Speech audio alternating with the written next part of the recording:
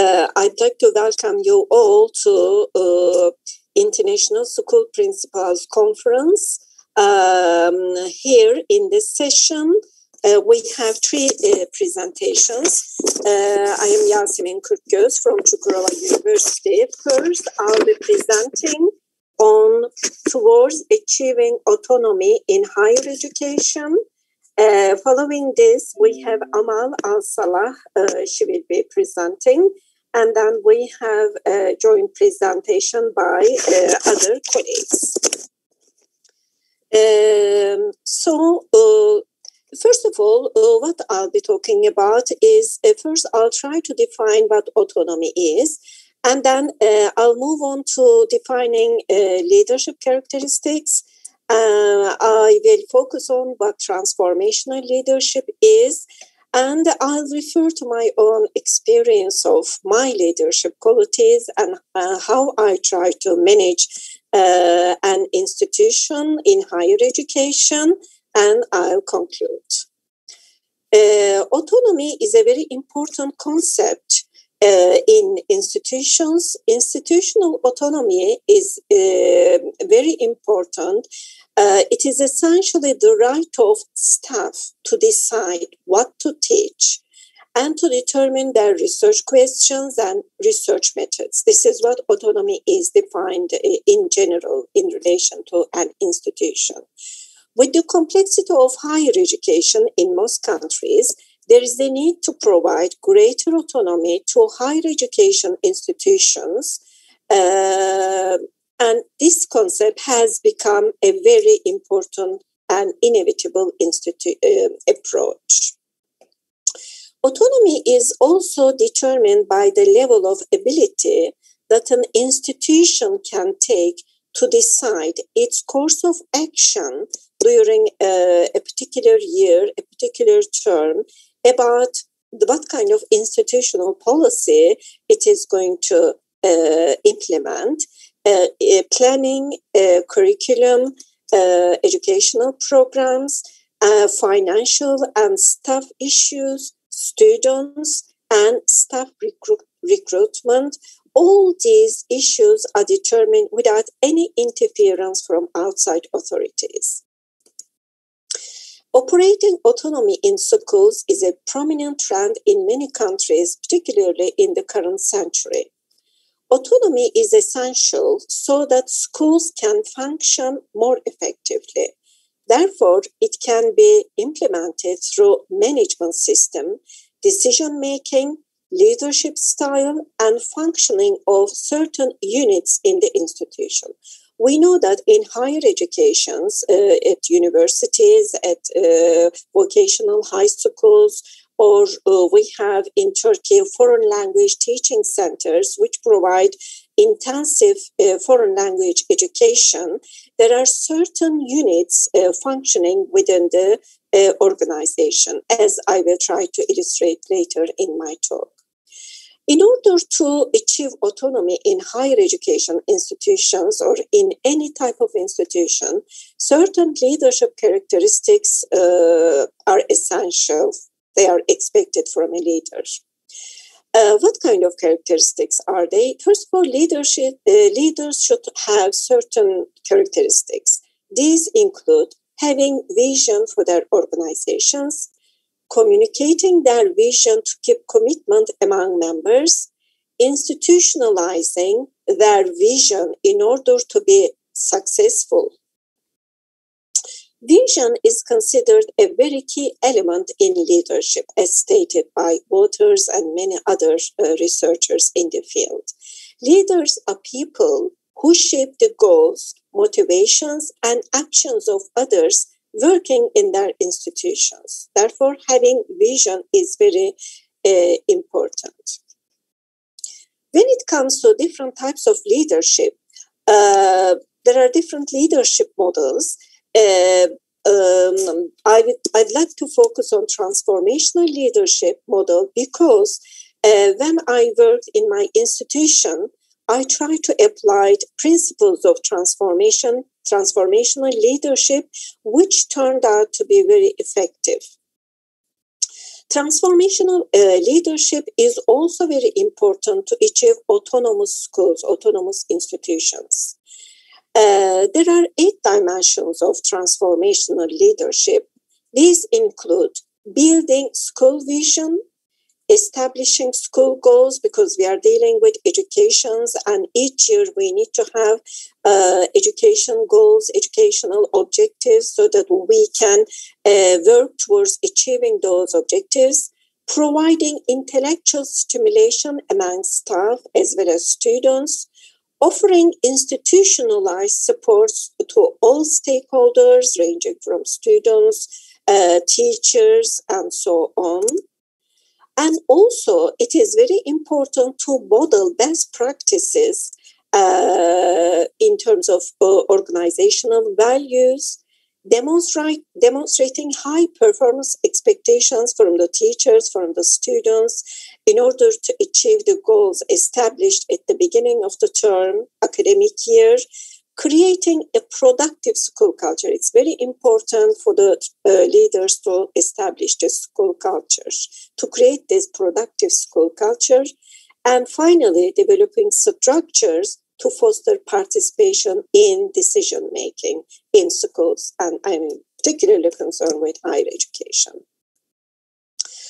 There are also, I also would like to focus on some of the characteristics of transformational leaders. Intellectual stimulation is very important because transformational leaders encourage followers, that is teachers, other stakeholders, to explore new ways of doing things and new opportunities to learn.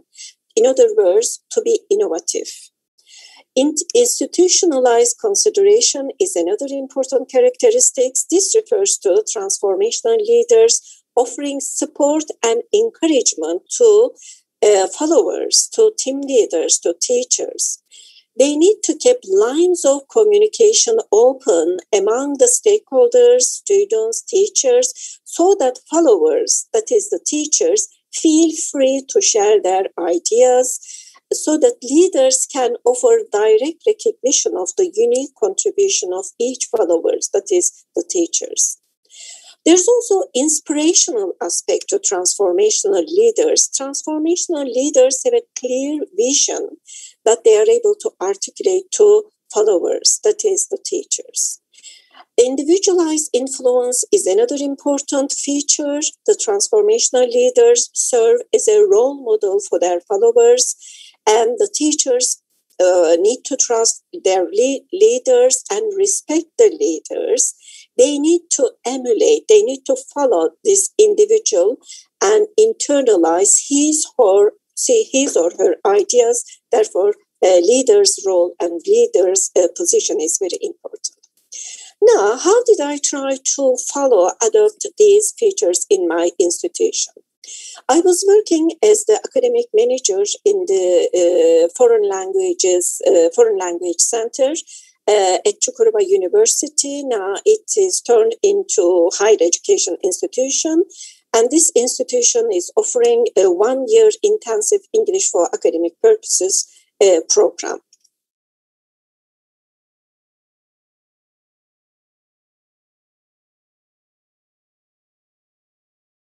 Leaders, as stated by one of the scholars, are those who stimulate and inspire followers to achieve extraordinary outcomes, and in the process develop their own leadership capacity. So I wanted to achieve something crucial in my institution. As a transformational leader, I wanted to provide some assistance to my followers, to team leaders, teachers, so that they can grow and develop into leaders in their classroom context or in their teams, by responding to individual followers' needs, by responding to their needs, and by empowering them to achieve institutional goals and institutional objectives. First of all, I had vision, which was to achieve high educational outcomes and to improve the quality of EAP teaching in my institution. And I had values to achieve this. Values signify the core beliefs about life and about relating to other people that underline understanding, principles, and ethics about education. Here, our focus of education was to provide 1 year intensive English language teaching program so that students would be successful in their future studies. We were preparing students for the English medium education. So I had the value of preparing students in the most effective way with the help of teaching staff in my institution. I had self-discipline because it was very important, without which we would not be able to achieve our objectives. I had open communication with all the stakeholders in my institution. And so as an academic manager, I try to have these qualities. Working with me at the administrative level were different committees. We had curriculum design committee responsible for organizing the curriculum of the institution for 1 academic year, and it was the whole curriculum was broken into months.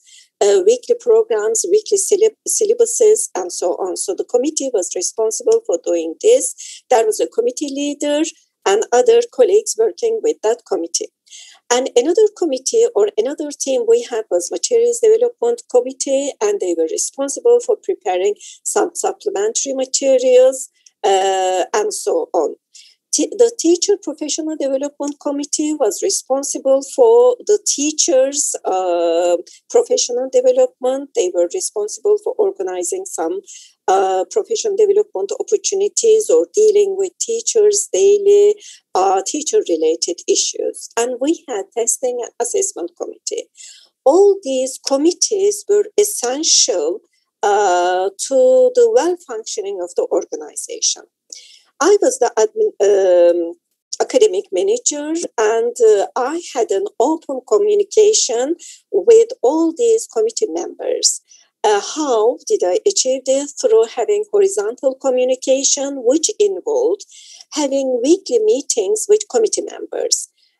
Each committee that I illustrated would have weekly meeting with the teachers, and then they would develop and they would pass weekly meeting agendas over to me through vertical communication, through weekly meetings I had with the coordinators. So the meeting they held among themselves was horizontal communication, and the team leaders having meeting with me was vertical communication. So in these weekly meetings, they would share all their concerns, all their issues with me through open communication with me. And what happened as a result of all this? As in the saying, exercising effective leadership qualities has led the institution, my institution, to be transformed into an autonomous school. These team leaders had autonomy because they received some training in which they learned how to be effective curriculum coordinators, how to provide the most effective materials, and they attended to some teacher development programs so that they could foster their professional development, to be able to share it with the teachers and so on. In the Testing and Assessment Committee, they also were receiving continuous support. As a result of all this, each team, each committee became autonomous, but at the same time, they were able to convey their ideas to me as the leader through having open communication with them. One of the visions that I had was to transform my institution into an institution that would be recognized nationally and internationally. And I achieved this through having a major curriculum innovation in my institution. And this innovation was achieved through the help of all the stakeholders. And I revised the curriculum, and I published it as a book chapter. And this book chapter received the third annual David Eske Memorial Award from the United States. And for the teachers' professional development, I try to encourage teachers to be autonomous in their own classes, and at the same time contribute to the well-being of my institution. And my effort was appreciated by IATEFL, and I received as the leader of the Institutional Leadership and Management Special Interest Group by IATEFL in the year 2014, and it was through establishing good leadership skills, I believe. And so within this limited time I try to illustrate my leadership qualities within transformational leadership paradigm and within autonomous institution, related to autonomous institution. I'd like to thank you very much. We would be very happy to have your questions in the chat and question and answer box. Thank you very much. I'd like to continue with our next presenter, Amal ALSALEH. Welcome. I'm now stopping my screen. Hello, Dr. Yasemin. How are you? Hi, everyone. Thank you. Welcome. Welcome hi, everyone. To our conference. Thank you so much. I feel happy to join you here in the conference from Kuwait. Let me introduce myself. I am an associate professor in Kuwait University. Let me share my presentation. Here.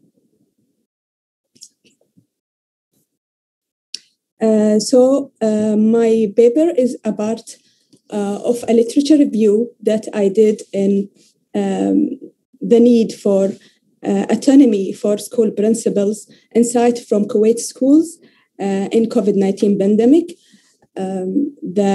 My presentation objective is to discuss the role and autonomy of Kuwaiti school principals before and after COVID-19 pandemic, challenges faces by Kuwaiti principals during the pandemic because of their limited autonomy, and context barriers to developing more autonomous schools in Kuwait. First of all, in Kuwait, we have a centralized education system, top-down structure. Kuwaiti school principals have specific duties in schools. So principals have specific responsibilities such as follow-up instructional supervision of the national curriculum based on Ministry of Education plans and timetable, ensure the availability of teaching and learning materials, provide recommendation for improving curriculum, and supervise school activities. Actually, we have this in this slide. We have the scope of autonomy for school principals, which are the shaping school committees to supervise students, formally assess teaching during classroom visits, follow up written lesson plans, and approve staff performance. Disseminate ministry instruction and make sure that everyone follow them. Serve students by resolving psychological and student discipline issues and providing enrichment activities for talented students, and formal communication with district and community institutions and parent association. So this picture really guided me through. I'm not sure why it's not moving. Okay, so this picture guided me through a fundamental questions. What are the fundamental school autonomies? So empirical data for educational systems show that autonomy help re-establish social relations among parents, schools, encourage students by developing learning strategies. Without fundamental autonomies, a school cannot be recognizable as a controlling for its own operation system, operations and teaching and student service. According to Hell 2013, he considered the following autonomies as basic. First, the fund, control of spending, control of methods, control of hiring, control of time, control of student grouping, and control of funds for professional development. So, comparing to this, in Ministry of Education in Kuwait, unfortunately, we have a really control over and authorities for Ministry of Education in Kuwait over schools. Ministry of Education is responsible for the policy, school fund, avenue of spending, hiring staff promotions, national curriculum, schedule, school calendar, even midterms, time, and school reforms. This is why a lot of scholars in Kuwait have written a lot of papers regarding limited scope of autonomy in the country, especially for public schools. Private schools they have more autonomy regarding their own operations. So what happened during COVID-19? Kuwait public schools before and after COVID-19 pandemic. Before COVID-19, Kuwaiti public schools rely 100% over traditional face-to-face interaction and traditional teaching. Actually, we have a shortage in digital infrastructure before the pandemic. So when pandemic came, we were paralyzed as public schools, actually. So pandemic really disturbed Kuwait public education. Suspension of education institution lasted for about 6 months from 1 March to 9 August. Why? Because public education system, they don't know how to respond to social distance. Especially we don't have internet coverage in schools. We don't have autonomy regarding school principals. So we were really paralyzed for a long 6 months. After that, a Ministry of Education decision came to begin a transition to online teaching. During this time, the role of leaders was modified for providing training and instructional support for teachers, communicating with parents, and supervising online teaching. Here in the picture, we started online teaching even without students in our public schools. So we face obstacles because we were not ready in our public schools. Studies show digital skills among the staff, limited autonomy, related school budget. Until now, the school budget was not updated to cover the online teaching needs, ill preparation for schools, internet, computer labs, hardwares, human resources. So other obstacles face school principal related to curriculum. Actually, we lost a lot of time during the suspension of education in Kuwait. So there is a learning loss in the country at this time, and digital preparation. This picture really guided me through this question. Are autonomous schools more effective? So increasing the school autonomy will not itself create better schools. Autonomy is only useful when it's used in an efficient way. So there is context factor that must be taken in consideration to lead the way for more autonomous school. Some schools quickly use their autonomous while others need more time to understand how these autonomies may employ on behalf of students. So the Western Australian Department of Education present like 6 points that must be taken in consideration as a context factors. First, principal capacity building.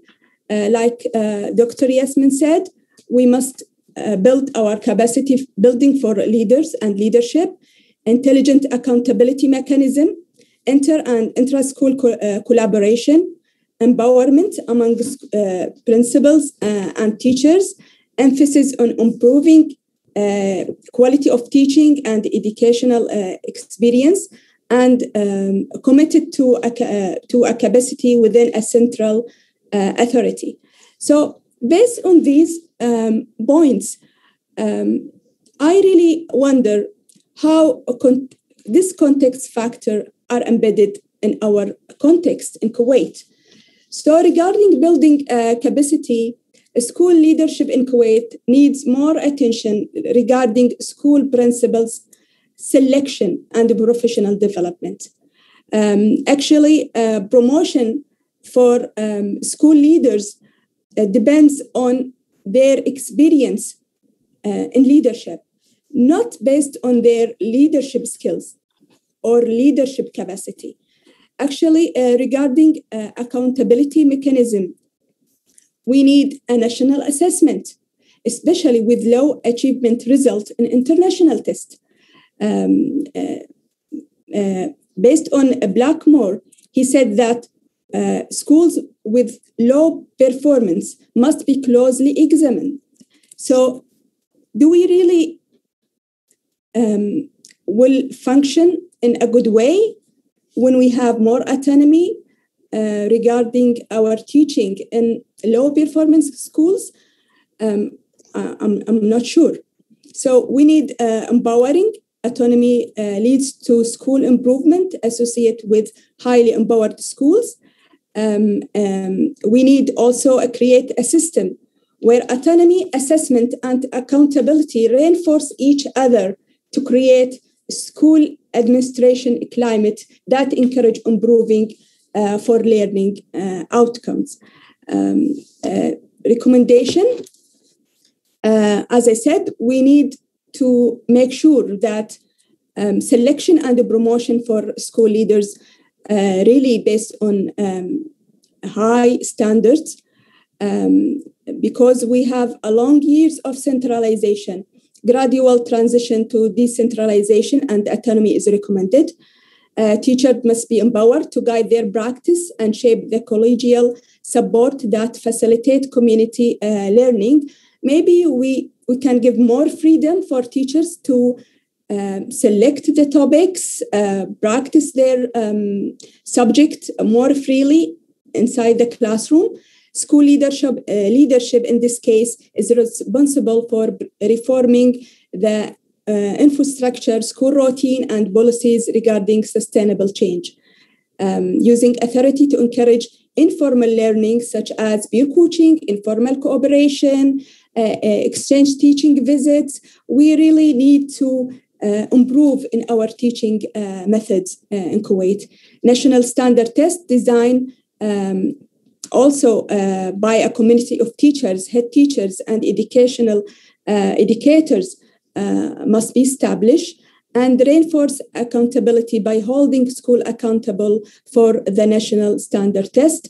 I think we have a long road until we really establish all these factor contexts. There's the references. Thank you very much for your listening. Actually, I hope this presentation will give us a lot of questions regarding how to manage autonomy in highly centralized context like Kuwait and a lot of Middle East countries. Thank you. Thank you very much for this very insightful presentation. We became very familiar with the situation in Kuwait from a different context. We are expecting questions in the chat box. Please write your questions and Amal will respond to your questions at the end of our third presentation. Thank you very much again, Amal. Thank you so much. I'd like to move on to our third presenters. We have three presenters getting ready for their presentation. Would you mind stopping, Amal, your screen? Sure. Where's the... there is a stop button. Maybe here. It is just at the top of the screen, please. Okay. Maybe this one. Okay, stop. Thanks a lot. Thank you.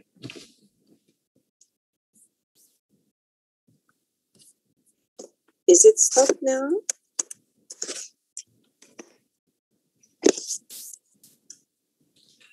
Is it stop now? Have you pressed on stop button? We are still viewing your screen. Okay. So let me see. Where can I find it? It is just on the top part of the screen. Please check you are viewing Amal's screen. It is just next to this. Okay. So... actually, I didn't find it, so I'm sorry. Maybe I'll leave the meeting and come back again. Okay, Amal, it's just about we can find it. Maybe, you can come back later. Huh? Okay, fine. You can do it. Okay, Amal. Yeah. Okay. Please. Okay. Now we have oral DİNÇKAN-Fatma DEMİRTAŞ-Savaş GÜNGÖREN and İlyas presenting their study. Thank you, dear Chair. Can you hear me? Yes, we can. Could you please share your... Okay, let me share my screen.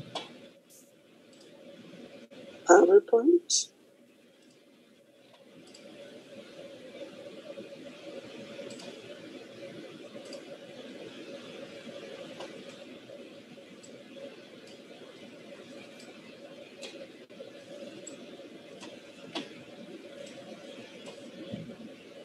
Good afternoon, dear Chair and participants. First of all, we would like to state that we feel really honored for taking part in this conference. As it is mentioned on the schedule, our project's topic is the research of the attitude towards the English lesson and the learner autonomy in the context of the school autonomy, which was prepared by our principal Oral DİNÇKAN, Vice Principal Fatma DEMİRTAŞ, Science Teacher Savaş GÜNGÖREN, and me as the presenter, English Language Teacher İlyas. When we consider the theoretical framework of this project, we can say that language learning is like a journey that begins in a language class and lasts forever. Students should be taught and directed throughout the learning process in order to become autonomous learners and increase their language abilities by taking responsibility for their own learning. Learner autonomy, which means that the learners reflect on themselves and that they take the responsibility for their own learning processes, has in fact become an important matter in the recent history of language teaching.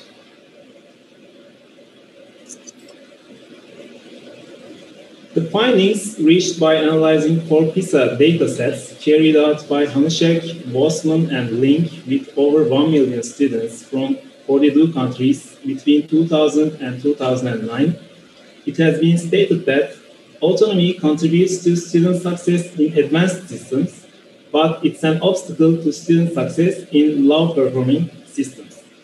As you can see from the visual that there's a direct relationship between collaborative learning and the learner autonomy that has some conditions to be realized for an effective learning.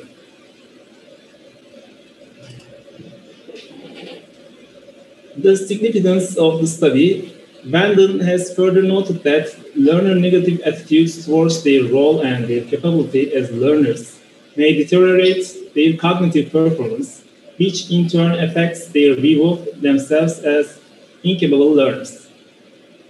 Orakçı and Gelişli stated that the more learners' autonomous learning skills are gained to students at an early age, the more competent students become to undertake their own learning, and the more likely they are to succeed in their future education.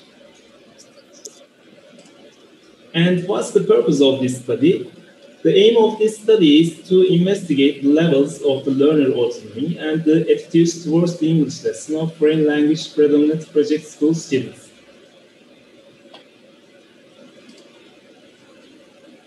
When we look at the methods, design and participants, with this aim, study was designed as a survey research. In this research, 52 students of 5th grades and 81 students of 8th grades, and totally 133 students took part.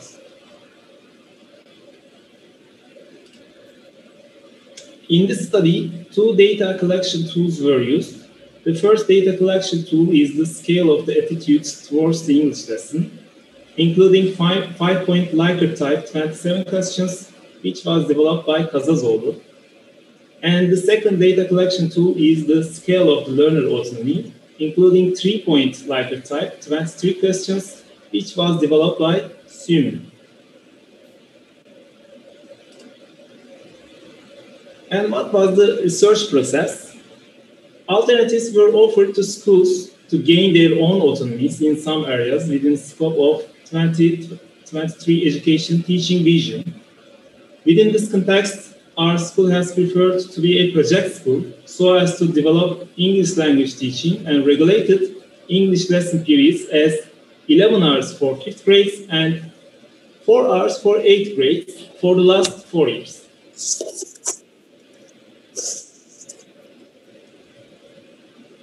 Independent t-test and Pearson correlation tests were used in data analysis.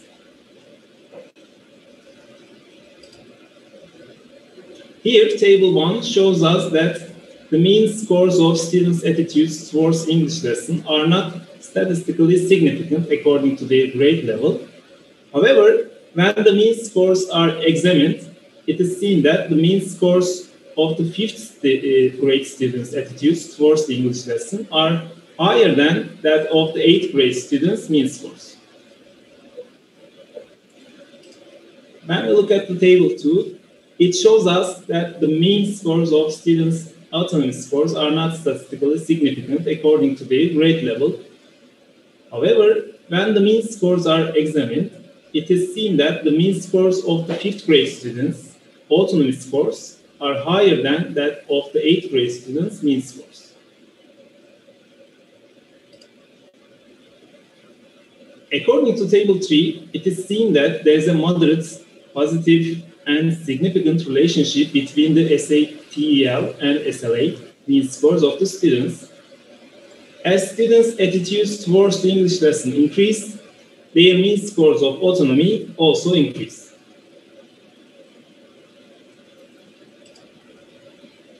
As a result and discussion, it was identified that the 5th grade students, which take more lesson periods weekly than 8th grades, have higher mean of attitudes towards the English lesson than the mean of 8th grade students' attitudes. Scrummy-Fletcher and Silverman stated that programs that are more student-centered and offer student autonomy could allow for an increase in student attitude and perception of competence for all students.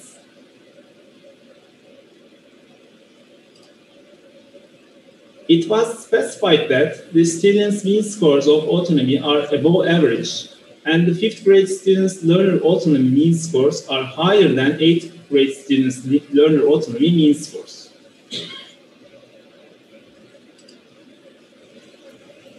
As students' attitudes towards the English lesson increase, their mean scores of autonomy also increase. It was identified that the students' attitudes towards the English lesson increase when the English language teaching lesson periods weekly given to students increase, and this reverberates positively to the learner autonomy.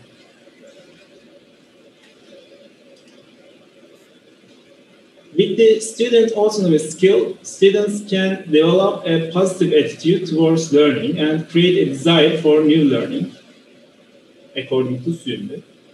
Benson stated that learner autonomy entails language learner autonomy because learning is largely a matter of language-mediated socialization and because personal autonomy itself entails self-expression and autonomy in language use.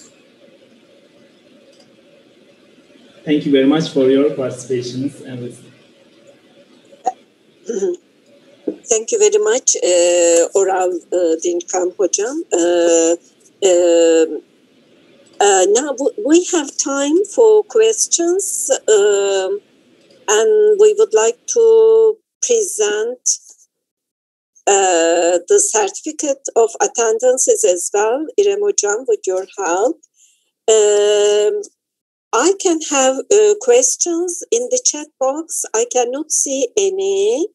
There is a thank you note to Amal. Thank you very much. You are absolutely insightful. Thanks a lot. It was very insightful.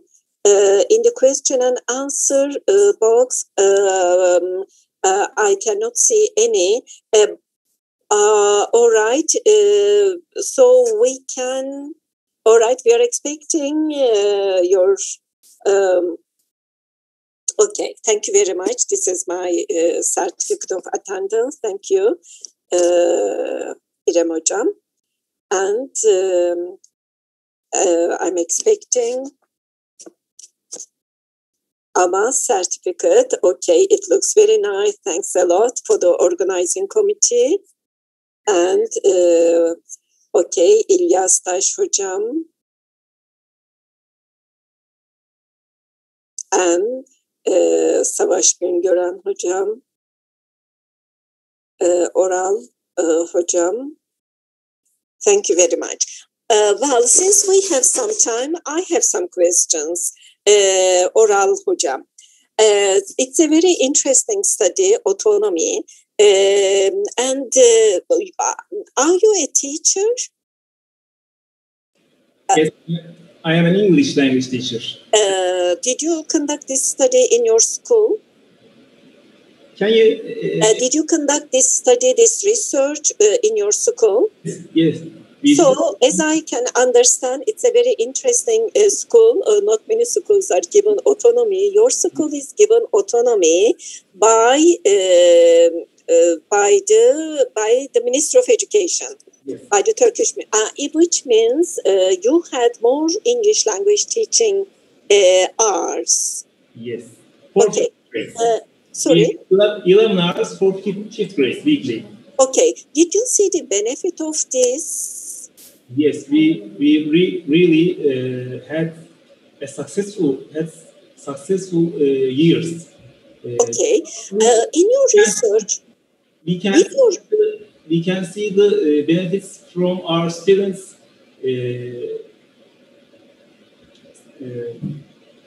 explanations, or we can see them in the classroom.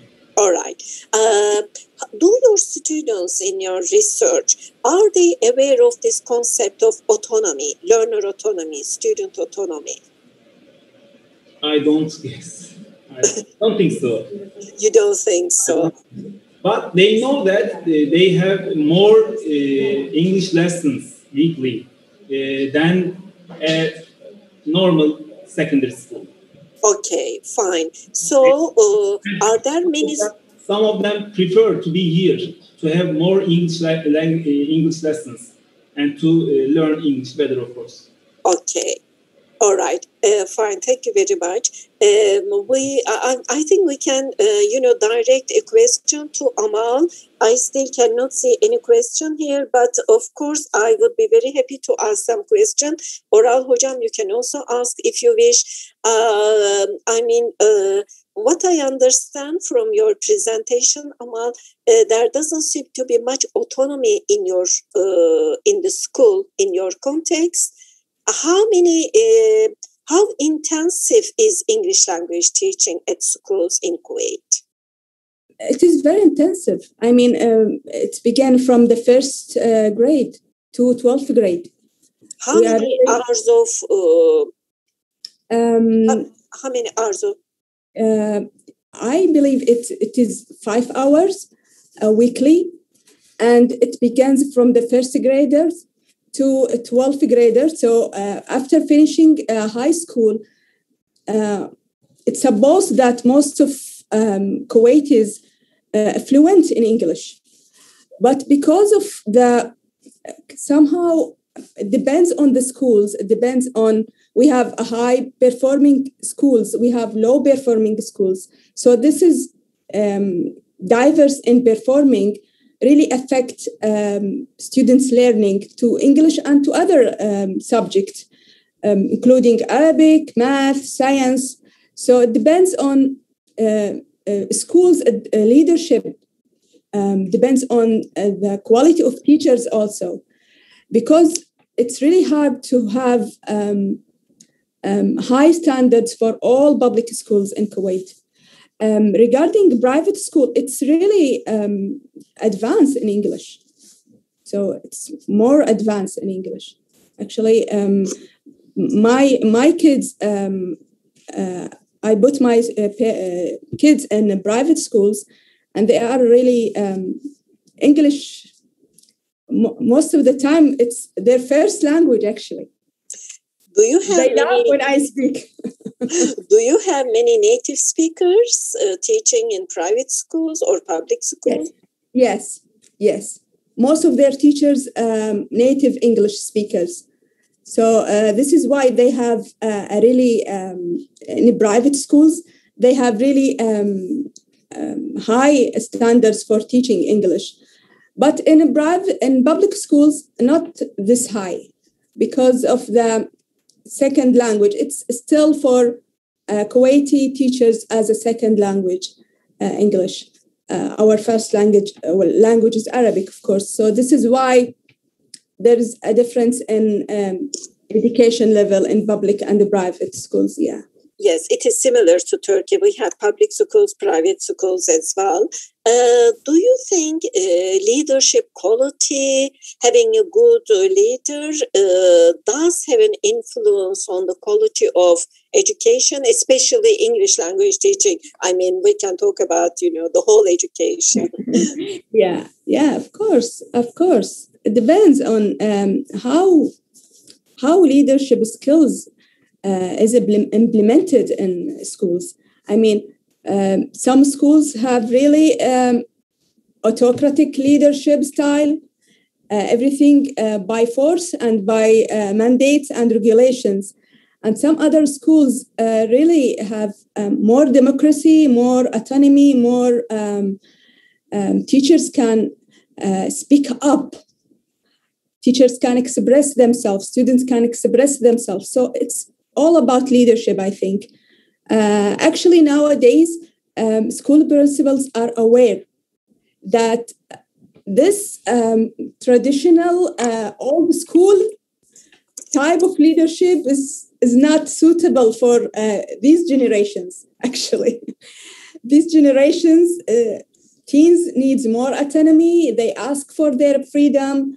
I mean, in my generation, no, we follow orders. We have more, but now teens, no, they don't follow like previous generation. They kind of resist regulation more, and they demand their freedom and autonomy more. Yeah. Okay, thank you very much. We need to fill in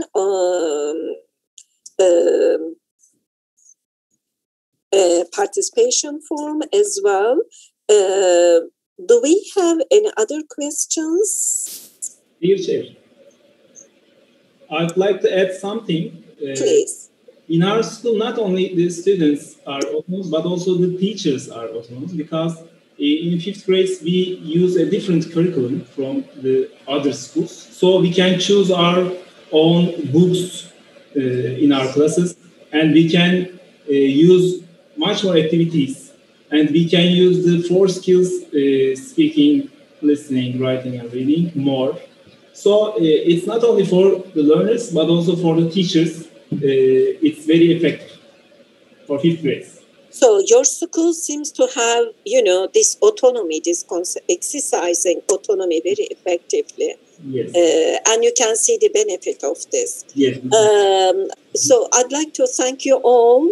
Thank you for our participants. Thank you for our presenters for these nice presentations. Well, we have come to the end of this session.